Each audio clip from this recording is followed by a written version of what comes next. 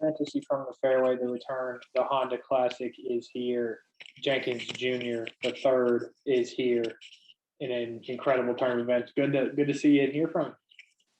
Yeah, good to be back. Yeah, I very much enjoy not doing all the rankings, so I appreciate you coming along and joining the party.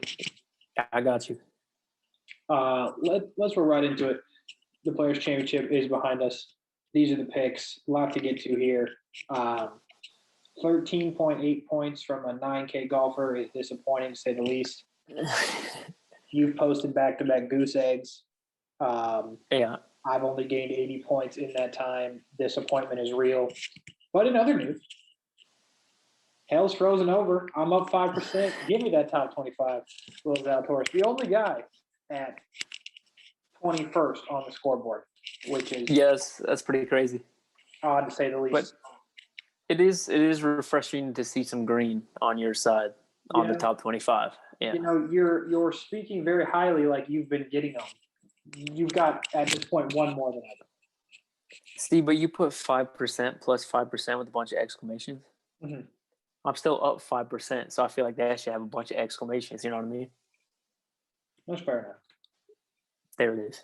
Anyway, those are the picks. Disappointment from Morikawa, probably more disappointment from Rory. Zalatoris, I'm cool with. Which, by the way, if you listen to ESPN 690, Action Sports Jacksonville, you heard me talk about Will Zalatoris on the radio. Oh, that's pretty cool. Yeah, so you people should have known there was no reason not to play him. He was owned in like 30% of leagues, so I think everybody caught on. But I made this slide. I don't know if you looked at it. These are our top FedEx Cup point getters for our teams, top three. I don't know why I decided to do this, but you had John Rahm at Genesis, got you 105. You had Zalatoris at Farmers Insurance Open, who would have got 85 if he got FedEx Cup points. Obviously, he does not for some reason. Right. And Daniel Berger got you 82.5 at Sony Open. On my side, Paul Casey with the 105, Brooks Koepka with the 94 at the Masters, which good thing I picked him because it looks like he's never playing again. Yeah. And John Rahm with 85 at Farmers Insurance Open. I don't know if it's a good thing or a bad thing that our best pick is top five. We haven't had a fourth, third, second, or first yet. But at least our top three, like the lowest it goes is T7. You know what I mean? Yeah. Like it could have been like a lot worse. It could have been like T6, 27, you know. Yeah, we thank God for Farmers, or else we'd be mega struggling. Thank God for John Rahm, or we'd be mega struggling. Yeah. Yeah. So anyway, that's that. We'll keep that updated. Letting the people know if you're new here and you're trying to figure out where the points and all that comes from. We can only pick the people once, so you will never see these people picked again on if they're on our side. But that's how that rolls. Move this down a bit, and you can see the PGA National Champion course. Got any information on it? Yeah, we're going to Palm Beach Gardens, par 70, 7,140 yards. Another Pete Dye course, coming back-to-back weeks now. Water is a big part of this course. There's only 4 holes on the course that do not have water. Very small fairways, so a lot of people will be taking less than driver off the tees this week. So you're looking for positioning off the tee, not necessarily like tremendous distance on every single hole. You got to set yourself up well, because if you miss the greens in the wrong spots, you're screwed. It's just overall a tough golf course. So we have a couple now in a row, tough golf courses. So yeah, and this is an event that usually comes 2 weeks earlier. For the last few years, it's played the first leg of the Florida Swing. It's usually before Arnold Palmer and the Players. Which makes sense. Yeah, that changed this year to now it is third and final because they moved Valspar back to after the Texas Swing. I think it's interesting because nobody in a relative sense. I mean, JT has obviously won before here. Rory's won here. it is an event that usually not a lot of big guys play, and now you're seeing that in full force. After Arnold Palmer and after the players, Right. this is a very, very weak field. Yes. These are your previous three winners, and it goes right into what we were talking about. This is a tough golf course. You haven't had a winner in double-digit under par in a while. These are the last three. How does Keith Mitchell win here, by the way? Like Sungjae, Star, JT Star, Keith Mitchell. Just very, very carefully. I guess so. That's how he did it. Those are the winners. It's funny, he has the best score. Ain't that something? Keith. Well, more on Keith when we get to the I believe 6K range is where they have Keith. So we'll get to some more Keith in a bit. But those are your previous three winners. These are your key stats. Bogey avoidance is a big one because there's a lot of bogeys out there to be made. You're going to make a lot of bogeys. So if you're somebody that usually makes a lot of bogeys, you're probably screwed here. Par 4 scoring, like you saw, was a par 70 course. So the 3s and 5s are limited. Important, pretty much need to birdie the par 5s. That's why we have par 5 birdie better. But if you can't play the par 4 as well, then you're not going to have a good run of things here. The 3s I put in with the 5s just because there's a limited number of them. If you play them well, it's an advantage. Yep. Tee to green, like you were talking about, it's important to be in position. It's important to hit the green. So tee to green is important. And if you don't hit the green, might as well be able to play good around it. Yeah, for sure. It's funny. The one thing that you don't have to do well here is putt because the greens are not that difficult.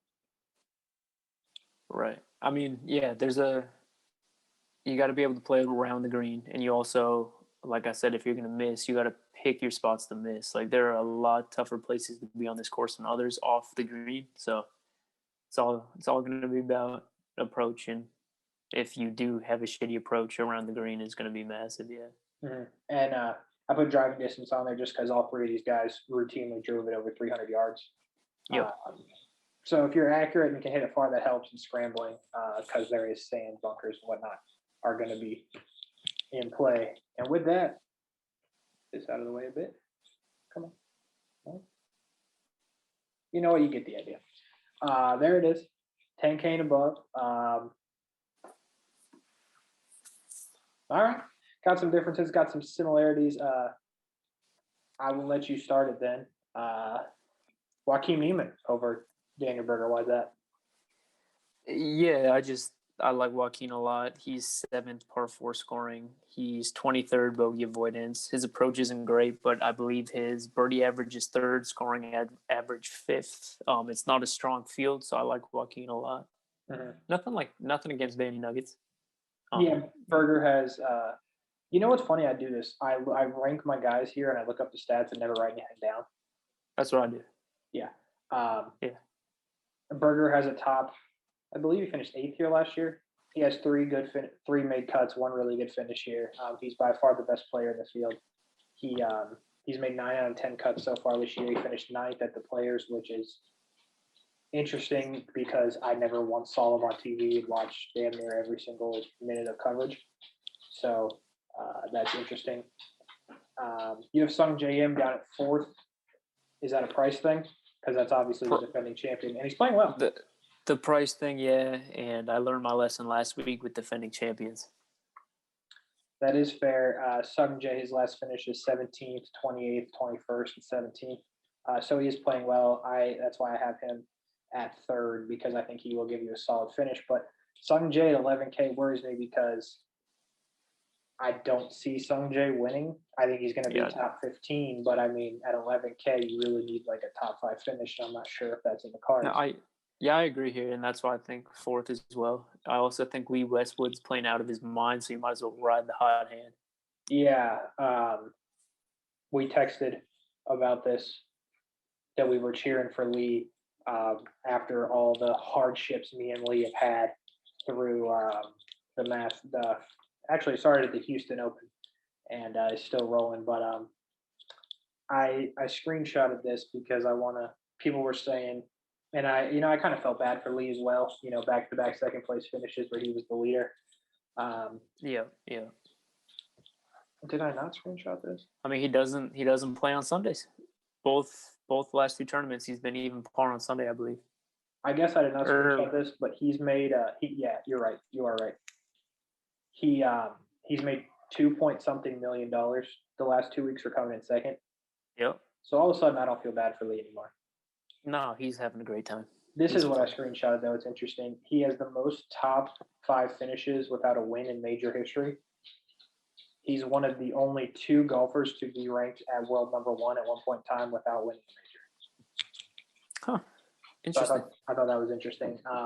But back to what it pertains here, yeah, I think Lee Westwood is very playable, but this is a tough golf course. I don't see him winning, and I don't like him better than any of the other 3 I have in front of him. And Adam Scott has no business being priced in this range. Adam Scott just fell to 5th automatically, pretty much. Yeah. Well, I mean, he was on my team last week, so I was monitoring his every shot pretty much on the PGA website. The amount of putts, this dude had a 9-footer for eagle and made par. Like he's not putting well at all right now. I had fully anticipated getting all the putts length that he missed, but I just didn't because I stopped being petty. But yeah, Adam Scott should not be a 10K player. You can't roster him at 10K. I'm with that. On to the 9K range. Oh, yeah, I added that in because you told me Gary withdrew, and I actually liked him more after I found that out than when I thought he was playing. I think he is playable now because he'll get you a 0, which is, for Gary, pretty solid. Russell Henley starts off our 9K range in 9.8. 6th, strokes gained approach. 2nd, bogey avoidance. 1st, par 4 scoring. He's 7 of 8 here with 5 top 25s and a win in 2014. I think Russell Henley is my favorite play here. And the fact that I already picked him to win is disappointing because I would probably be picking him this week. Moving on to you did pick Russell. He got you 24.3. Yeah, and it was I think it was a shitter field, and he just didn't play well.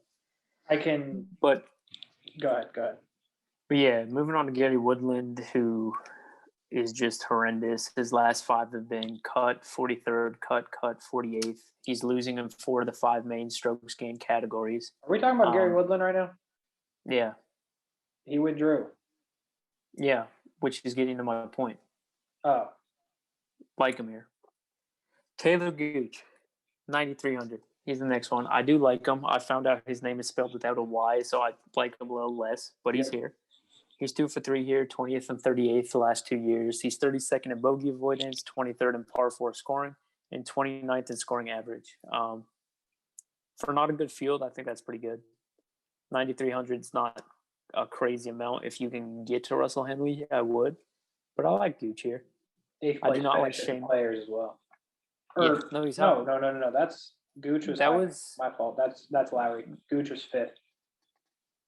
No, he's hot. Lowry did finish well last week at the Players. Mm-hmm. And with that being said, these are his updated stats. So after that great, 4 rounds, he climbed so high. He's still 99th in approach, 144th in bogey avoidance, 159th in par 4 scoring. And it's just going to be a no for me. Yeah, no for me. Cameron Tringale's next at 91. I do like him here, but I also just like him. Right. We got 44th in strokes gained approach, 33rd in bogey avoidance, 46th in par 4 scoring, and he is 7 for 10 here in his career. So he has good history. I don't think any great finishes, but consistent making the cut.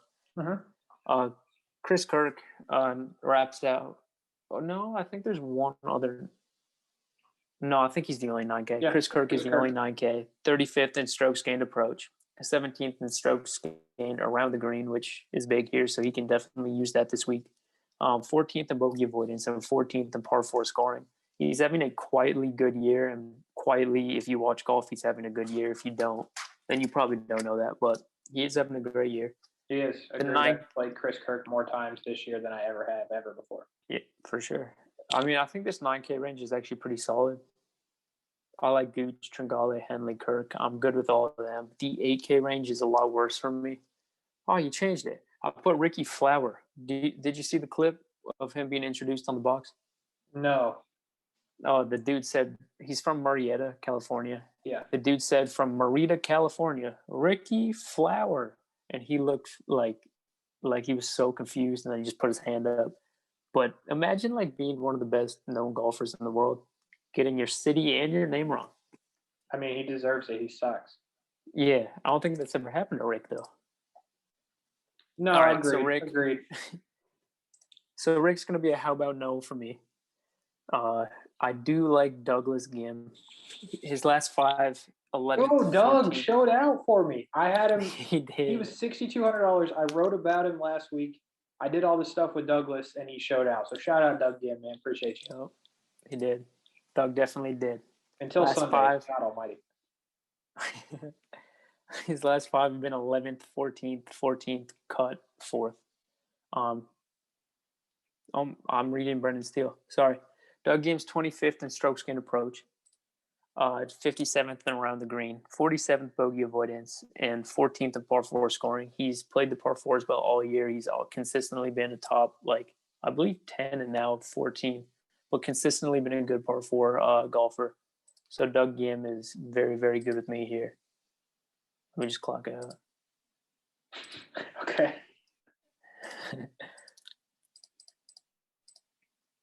All right, we're off. All right, now I can pay full attention. 8,700. I was just talking about him without knowing it. Brendan Steele. So we got his last 5 at this course have been 11th, 14th, 14th. 2019 missed the cut, and then 4th in 2020. He plays this course incredibly well. He's playing much better recently. He's made numerous cuts. 7 straight cuts with 3 top 25s. The price is high at 8,700, but with that course history and his recent play, including the field itself this week, I think that's a pretty fair price for Brendan Steele. Mm-hmm. I did not think when I was reading his name at 8,700 he would make it to the thumbs up, but he did. That's fair. And he also Cam Davis, I'm also good with. 42nd strokes gained approach, 23rd par 4 scoring. He finished 8th here last year. The downside, he makes lots of bogeys. He's like 114th in bogey avoidance, and his around the green is pretty bad. But I'm still good with him. I probably could have made him orange, but I'm going to stick with it because honestly, the 8K range is, in my opinion, bad. So he is a thumbs up for this 8K range. Because then we go to Keegan, Fratelli, Martin Keimer, and the rest of the 8K, which is Poulter, Ben On, and Wyndham Clark. I don't like any of them.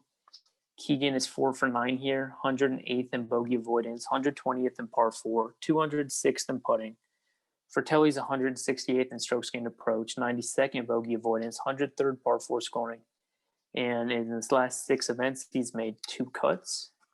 I'm not taking the Muppet Ian Poulter, the self-claimed Muppet. Ben On is going to be a nope. I love him. Benjamin. But no, I can't do it this week. And then Wyndham Clark is cold again. He was hot. You were riding the lightning with him. I was. You consistently had him thumbs up. He's going to make the thumbs down without actually being on here. But I think he's missed the last 2 cuts in tournaments he's played in. So the rest of the 8K, I'm really hoping. I haven't even looked at your 7K range. I've been working. But I'm really hoping there's guys at the top of the 7K range that you like because the bottom of the 8K range is rough. Well, get ready to be disappointed.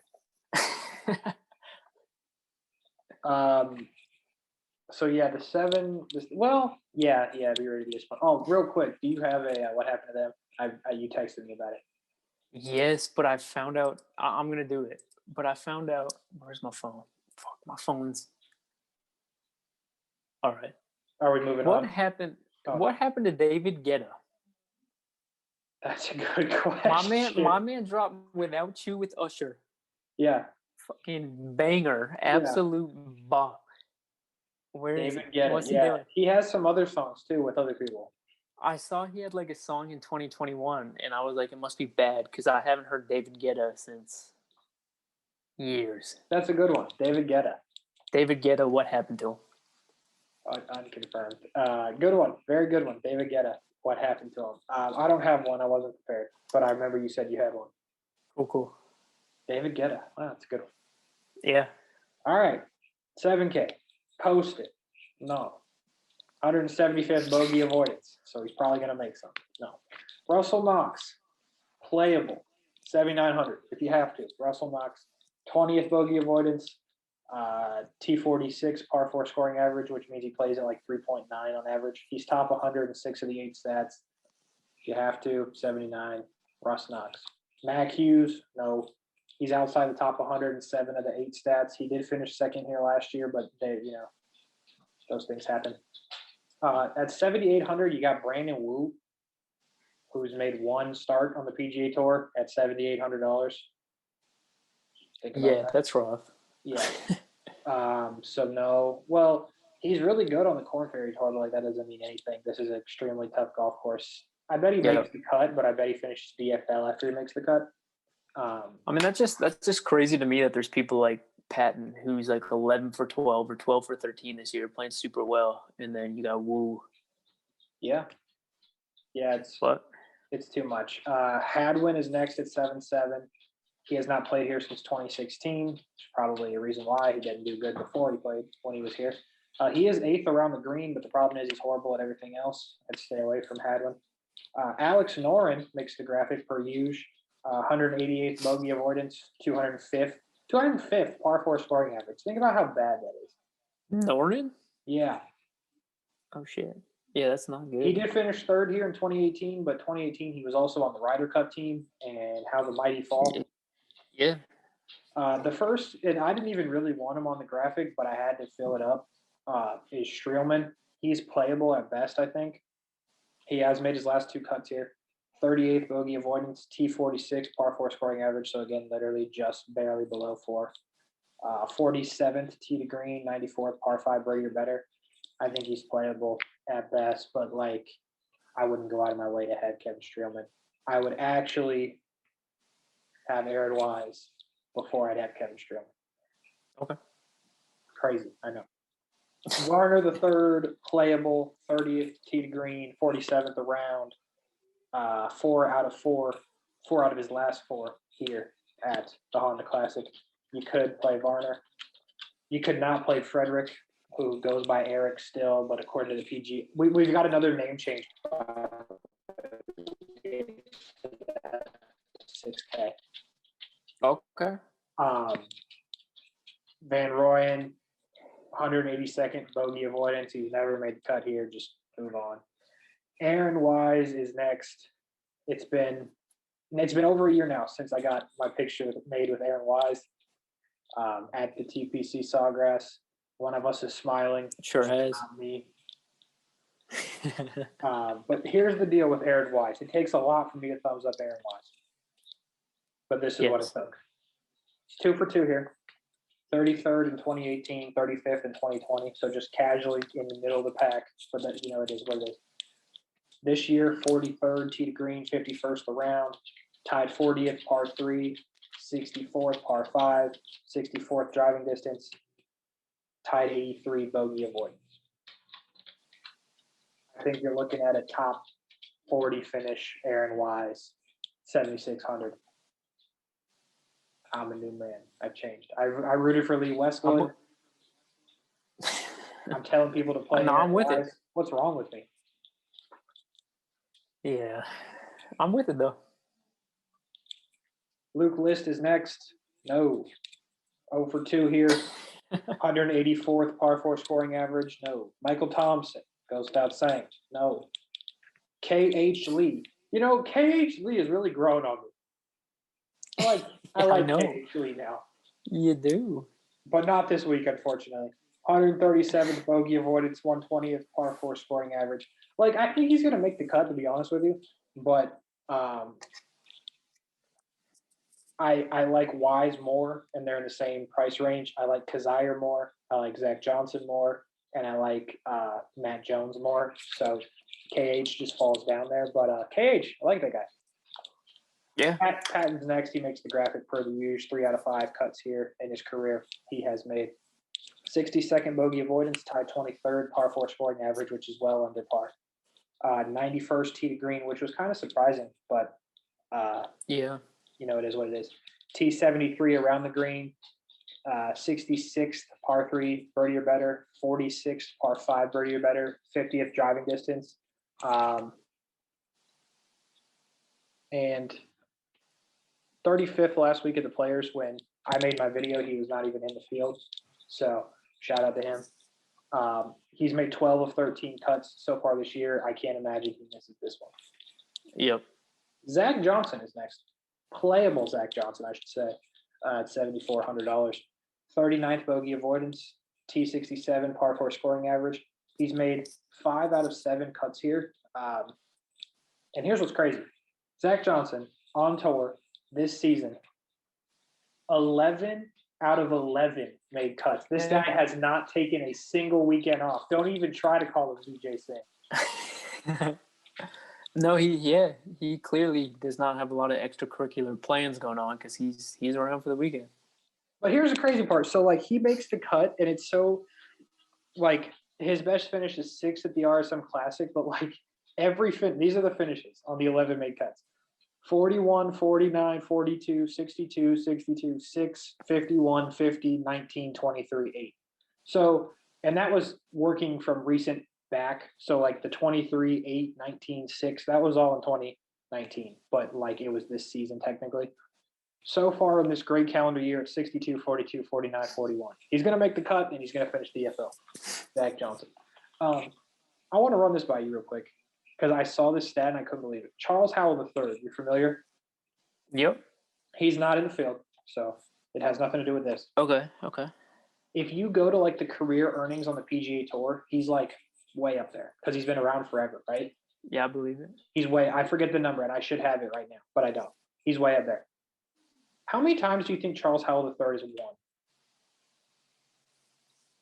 Like in theory, he's been around forever. Like I would say probably 2 to 4. That's a great guess. It's 3. Okay. But that just surprised me because of the earnings number. I'm going to get it for you. Yeah. He plays a lot too. Before the end of the year, he will come up on $39 million made on the tour. He's won 3 times. Damn. Isn't that incredible? Yeah, that's crazy. That is. That's crazy. I mean, Kiz said it. Like they asked him, like if he could win at any course, he said, "I can't win a bet page." And they asked him why he showed up, and he said, "A lot of money for 20th." I mean, literally, this man turned professional in 2000. He's gonna make $40+ million. So but his career's not over. I mean, he's gonna make a lot of money. He's won 3 freaking times. Is that not incredible? That is crazy. I thought it was. Anyway, I just want to throw that out there. Matt Jones is next at wherever we are, $7,400. Again, this is not a great range, but this is not a great field. Matt Jones is playable. I don't like him, even though he's hot. 10th bogey avoidance, so he's not going to make a lot of them. 33rd par 4 scoring average. 36th par 5 birdie or better. 31st driving distance. 19th scrambling. He's made 5 out of 7. I couldn't read it. 5 out of 7 cuts here. Okay. 2 out of his last 2. I like him. I don't love him, but I think he's definitely playable. Matt Jones. Phil Mickelson is next. The boy Phil Mick got paid for the first time in a while on the PGA No, Tour. I was about to say that when I saw him on Saturday out on the links, I was like, I truly wondered if he had to go buy some clothes for the 3rd and 4th round. I didn't know if he had packed a weekend outfit. He doesn't usually, and you know what's funny? He didn't play that bad. Like he was all right. No, he didn't. He will this week because he's 211th in bogey avoidance. So I don't see any situation where this goes well for Phil Mick. Did you see the first time since '93 he's been out of the top 100 rankings? That is insane. That is incredible. Shout out Phil though, but I wouldn't. Yeah. No one's playing Phil. What am I saying? The boy Norlander is next. He's been bad recently. He's never made the cut here. 71st bogey avoidance, 67th par 4 scoring average. And by the way, T67 in par 4 scoring average is 4.00. Okay. So if you're above T67, you play the par 4s over par on average. So just to add some reference. 44th tee to green, 75th driving distance. He's been bad recently again. I would not play Norlander. Going to the back of the 7K range, you got Vegas. It's going to be a no. I don't think I have to tell you why. Ryan Moore, who I've insulted a few times on this program, he's moving along now. He's made his last 2 cuts on tour. More. I wouldn't play him, but good, I guess. Nate Smith is next at 7,300. We like Nate Smith. He's top 168 stats we looked at. He finished 38th here in 2020. He's highlighted in those stats by 22nd tee to green. Par 4 scoring average is T46, so under par. Nate Smith, a good option. James Hahn is next. We like Hahn. He has not played here since 2014. He's 12th in bogey avoidance, T3 in par 4 scoring average. Third. So, in theory, things should go right. He doesn't make bogeys and he plays the par 4s well, but you know how that works. All the other stats are good. 31st, par 3 birdie or better. It seems like a good storm for James Hahn. He's playing well this year. I think he's definitely worth a try. A lot of no's in the back of the 7K range. A lot of no's. I'm going to run them through you here. Rowinski, McNeely, Cabrera Bello, Sabatini, who's 204th in bogey avoidance. It's horrible. Keith Mitchell at the bottom of the 7K. We'll let you know those stats. 193rd in bogey avoidance, 168th in par 4 scoring average. And this is his history here at the Honda Classic. In 2020, he was cut. In 2019, he won the whole damn thing. And in 2018, he was cut. So that's what you call a fluke, folks. Will Gordon is next on the no graphic, 180th bogey avoidance. Tells you. Adam Long will also be a no, but he's the most questionable of the no's, but still no. Nick Taylor is playable for the first time on Fantasy from the Fairway. Wow. 30. Wow. Yeah, I know. Finished 30th here in 2019, 56th bogey avoidance, 24th scrambling, other couple top 100 stats. I think he's playable in the bottom of this range because it's pretty bad. Yeah, no, it's rough. Yeah. Harry Higgs, 58th here in 2020. Again, he could, I guess. He's 8th, par 3 birdie or better, but all the other stats are not that great. I imagine he makes the cut and does something similar to last year's DFL after you make the cut. I think Taylor has more upside than Higgs. The boy Redmond is next. He's never made the cut here, unfortunately, but he is 51st bogey avoidance, par 4 scoring average, T67, 56 scrambling, 96 tee to green. It's an option. Redmond, Higgs, Taylor. I would go Taylor, Redmond, then Higgs. And her the huge Ches Reed. Yeah, he's there every week. He's a fan. He's a fan favorite. Yeah, per the usual, 1 for 4 here on cuts, so definitely no. The boy Hubbard is next. No, unfortunately. 125th bogey avoidance, 147 par 4 scoring average. He did finish 11th here in 2020, but Mark Hubbard was good last year. Yes, he was. He's not now. No, he's so bad. He's doing the Putski technique that went viral.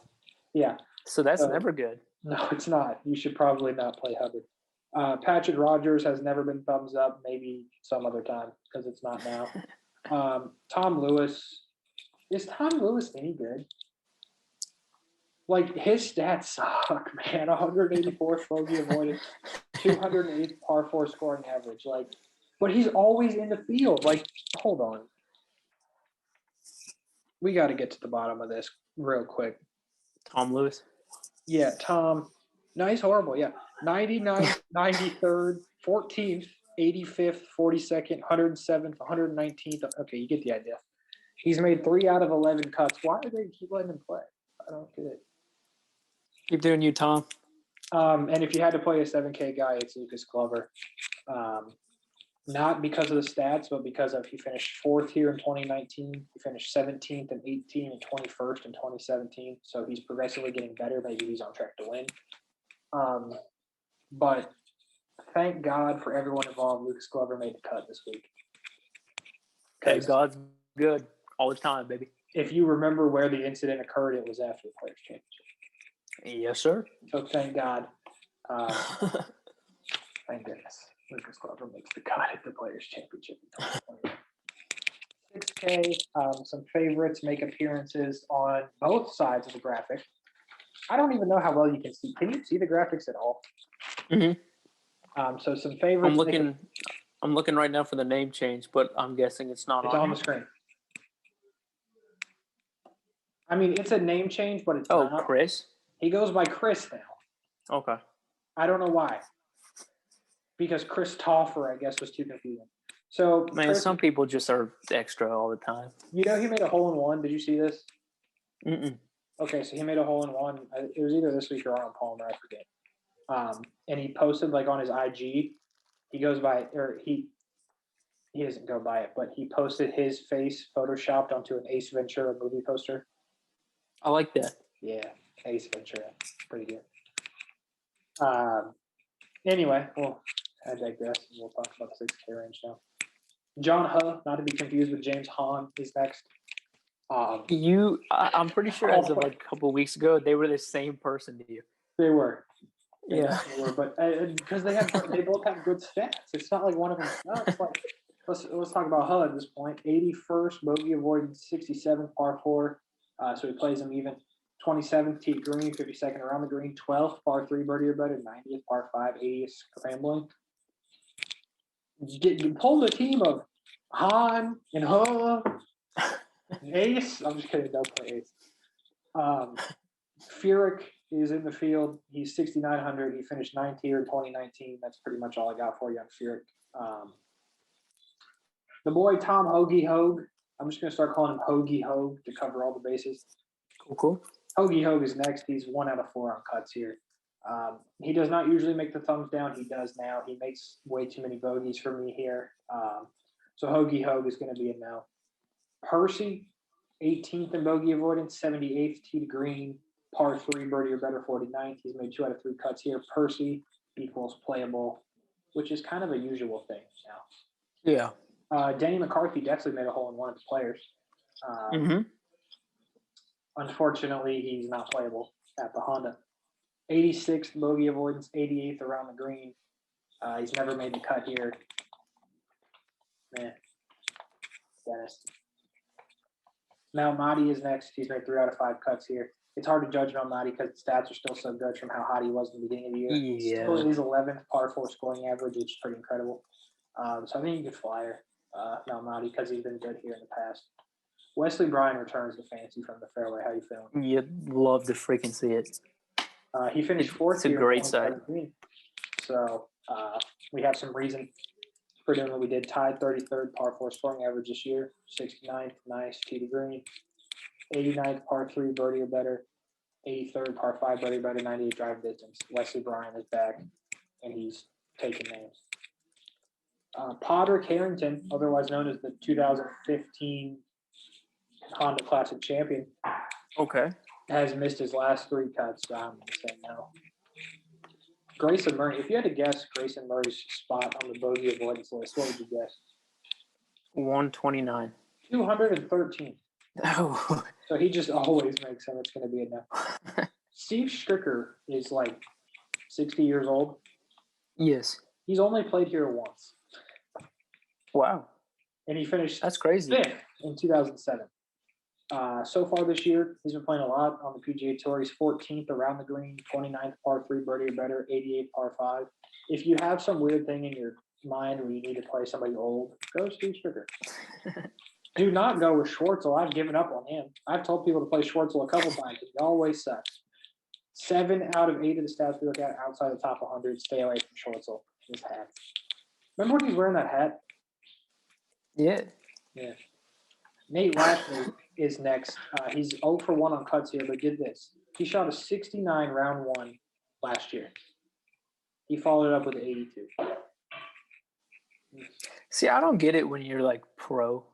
If I go out there and do something like that, like a 100 and then like a 129, I get it. Mm-hmm. But that's really weird for a pro overnight. Agreed. And what's interesting about it is 60, like this is going to be an over par cut. So this dude shoots a 1 under. All he would have had to do is like he literally probably could have been 2 or 3 over and still made the cut. I don't know what the cut was last year, but this is going to be an over par cut for sure, and probably a pretty decent number over par. But I think he's playable again. Besides that 82 last year, he was going to be in contention since the winning score was only -6 and he was 1 under after the first day. This guy could have been in contention. So I think he's playable. Adam Schenk finally returns to the graphic. Long time no see, Shanky. 86 bogey avoidance, T67 par 4 scoring average, 84th driving distance, 20th scrambling. 2 out of 3 made cuts here. Finished 30th in 2019 and 29th in 2018. You're looking at somewhere in the 30 and 35 finish for Adam Schenk. Which brings us to Ace Ventura. We like Ace. The first ever fantasy from the Fairway winner pick, I picked Ace. He did not make the cut. So that was lit. I remember that. Yeah, I started in a hole from that point on. He's 184th bogey avoidance, 147th par 4 scoring average, 174th tee to green. And then I just wrote Chris with a question mark. Like, because he changed his name. Yeah. So, no, it's going to be a no for Ace, but big fan still. Potter is next. If you had to guess his spot on the bogey avoidance list, How many guys are there? 220 or something like that. Give me 218. 191. Damn it. So obviously no.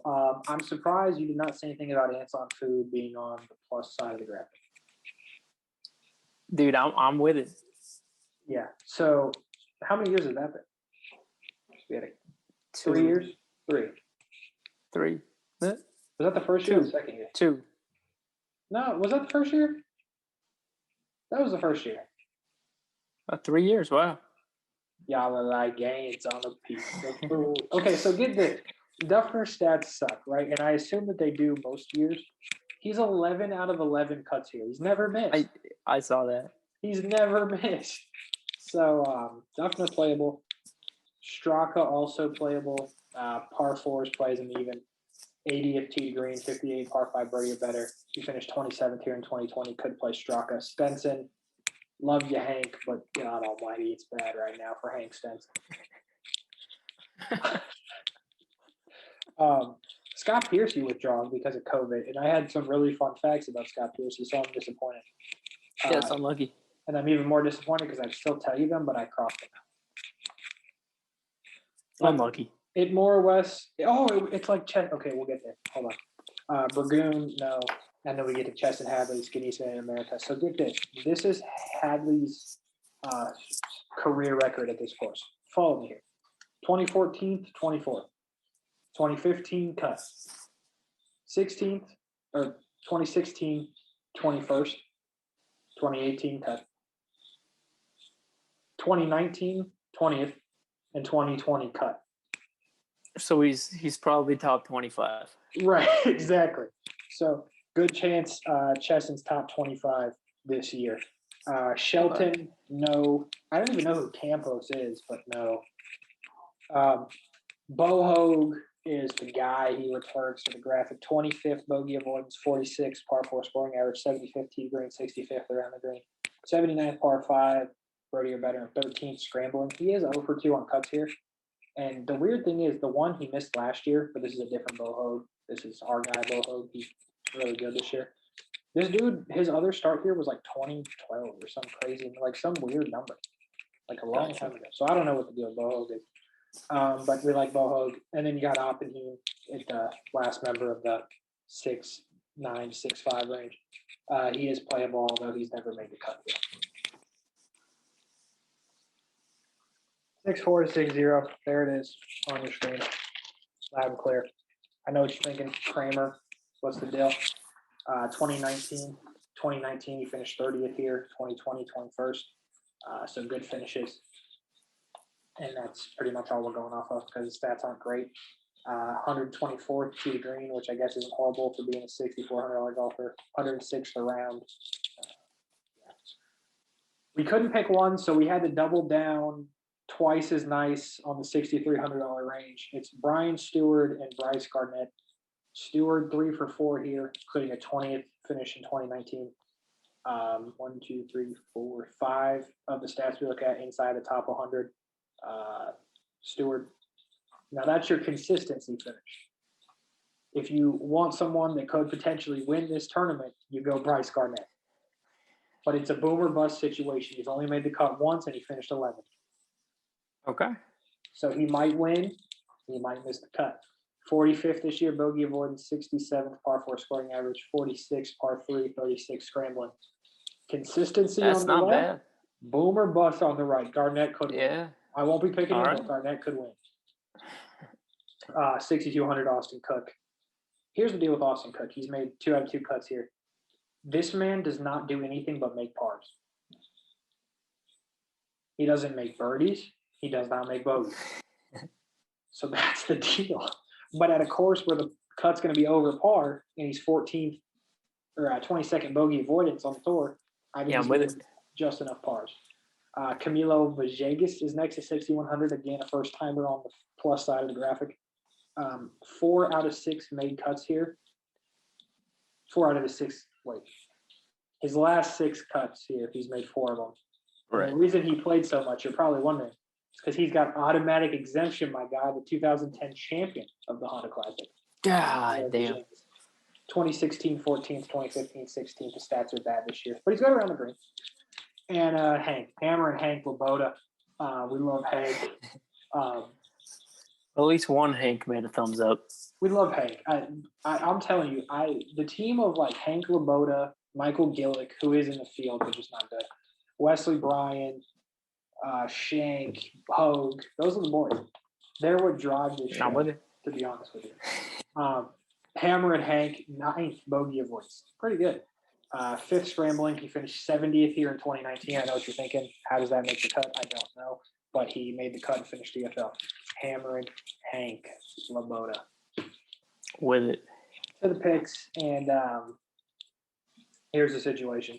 Ever since the Fitzpatrick Molinari incident of the Arnold Palmer Classic, I took a deep dive into myself and realized things need to be changed at how we do this, because we didn't really have a thing. And I kind of jumped on you for Fitzpatrick because I wanted him, but you were going to pick him. Right. So we're going to alternate from now on. It don't matter. It's all good. But here's the deal. I'm going to go first this week because you physically cannot pick my guy because you've already picked him. And welcome to the Winner's Circle, Danny Nugs. Was that correct? Yeah. Danny all right. There we go. So bow out of here, and I'll put Berger on mine, who is on your top 3 FedEx Cup point winners so far this year. So you used it well. Hopefully I'll do the same. Daniel Berger wins the Honda Classic for me. Who wins it for you? I've been thinking about doing this, and I thought about backing out just now, but give me ants on food. Give me Duffner to win the 2021 Honda. Y'all like ants on a piece of food, huh? Wow. What a turn of events. Yep. Duffner to win the Honda Classic. If Duffner wins the Honda Classic, that'll be it for me. Top 25. You know what? I'm going to do it. Duffner? No. Okay. I mean, in theory, it's not a bad pick, but I'm gonna show you how over I am, the bad history between me and this fella. Okay. All right. If this doesn't go well, oh my God. All right, I'm with it. Give me Hammer and Wesley Bryan. Okay. There it is. Oh man, my picks are horrendous. Let's get it. Well, as you see on the screen, Danny Berger for me. You have ants on food. I think at the last episode when I lose FedEx Cup points by like 10 points, I'm going to look back on this one. I feel like there's others you could look back on. Well, yeah, you got kind of screwed with the Rory 0. Yeah. Yeah, your 0 I've gotten big name people. Yeah. Scotty Scheffler, Rory, Fowler, which, fairness, Molinari, and Varner. Yeah. At least my zeros were Ventura, Westwood, Keegan, and Bryson. Somehow I missed Bryson. Gotta love it. Yeah, it's kind of crazy. Anyway, I have Berger to win, Aaron Wise, unbelievably, to finish in the top 25. You have Ants on the food, Jason Duffner to win, and Wesley Bryan to finish in the top 25. That's it. Any last words? Nah, man. All right. Well, I don't know if I'll talk to you next week, to be honest, because do they do contests for match play? How the hell would you? I don't think they do. So it's unconfirmed. Maybe you will. Maybe we'll just talk. Maybe there'll be like a Euro event we could do or something. Maybe we'll just talk March Madness. Dude, I'm with it. Are you filling out a bracket? Shit, you betcha. A bracket with money involved? I don't know yet. Do you have Yeah, a winner yeah. at this point? No. I'm all in on Illinois. Are you? Yeah. Yeah. Maybe a little Georgia Tech action. I think Georgia Tech loses in the first round. Maybe a little bit of Georgia Tech Final Four action. You really like Georgia Tech? No. I think they lose to Loyola in the first round. But I digress. That'll do it. The Honda Classic. Fancy from the fairway. James Jr. the third, as always. Thanks for your time. Best of luck to Ants on Food. Go spend some time with your brand new. My young, gotta go do some puppy duty. Yeah, I gotta go see what my grown pup is. Well, not grown, but yeah, what your own pup is doing. Yeah. Nope. All right. All right, bro. Well, that'll do it. Best of luck in your contest, fans. Yes, sir. Later, guys.